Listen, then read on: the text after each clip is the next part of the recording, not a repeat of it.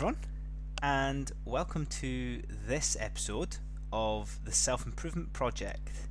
Now, I hope everybody is well. I hope you've all had a wonderful week of self improvement, personal development, and this week's episode is covering the topic of self love.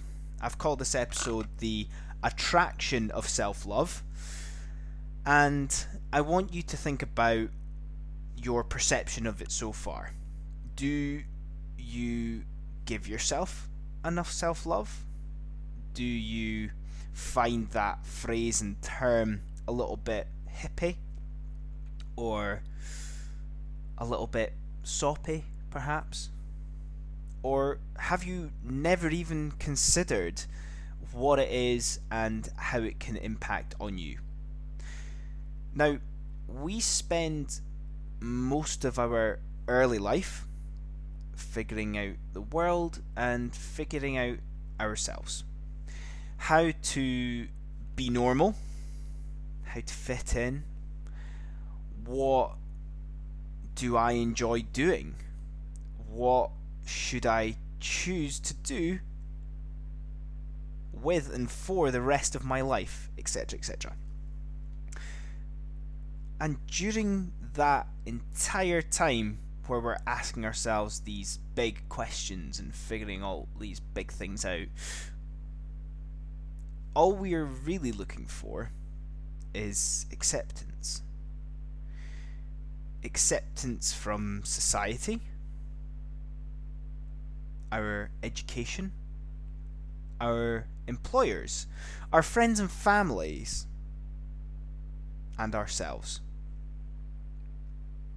Now, looking back at most of that list I just named, acceptance is measured mainly through grades or numbers.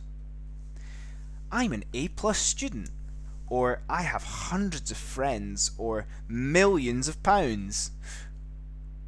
But there is not enough said about the importance of self-love and acceptance. Now, not to be overly fluffy, but there is not one thing that can outweigh the benefits of displaying self-acceptance throughout your life. Complete comfort with who you are, accepting your flaws and your star qualities. There can be some self-help entertainment reading that can make you think momentarily about all of this, or at least challenge your perception. But it's a line in the sand for your life, not a moment you read about it and put it down. A line in the sand for when you choose to live through acceptance of others and when you choose to live through acceptance of yourself. That moment you choose to accept yourself, where you've been and where you're going, memento mori, as it can be described in Stoic philosophy. The phrase memento mori is a reminder that you're going to die one day, and it gives you that quick jolt to action for your life. Oh, I'm going to go and do all of this. Your motivation skyrockets. Yet, living in fear of your mortality is not a very good long-term plan. It'll last a few days, a few weeks, maybe even a month. But we're talking about the rest of your life here. How are you going to live with this unconditional self-love,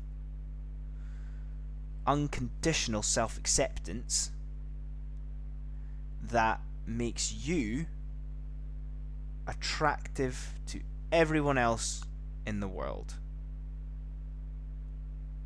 People looking at you thinking, I wish I was them. The phrase memento mori is also a reminder to be true to yourself. To not care what you don't know, nor what you are incapable of, but to only care for the personality that you behold and the wonderful impact you have had on the world.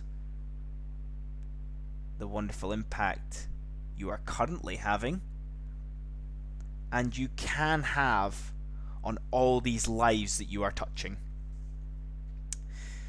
During this time of embracing self-love, self-acceptance, mortality, if we sprinkle moments of self-awareness and reflection at these times of solitude, you are on course for a truly fulfilling life, especially from a social point of view. I talk about being attractive to others pining for this life that you lead. And I personally feel from experience and reflection that I am the most enjoyable version of myself when I accept myself for who I am. My colours are my colours. I don't put them on show, nor do I hide them out of shame. I ask about others' colours to learn, because they're different to mine. I don't get offended when someone dislikes my colours, nor do I get overjoyed when people compliment me for them. At the end of the day, all I know is that I want to keep my colours bright and glowing. By doing this, it not only inspires others, but it allows them to burn their own ones very brightly too. And then, from that, we all win. So, that's us this week. Embracing self-love, self-acceptance for the long term, so you are completely comfortable in your own skin for the rest of your life. So I hope you've enjoyed that. Thank you very much for listening. I am always loving any of the comments or things that you find useful from this podcast, or if you just like listening to it for a therapeutic reason. I will see you next week. I hope you have a good one. Cheers.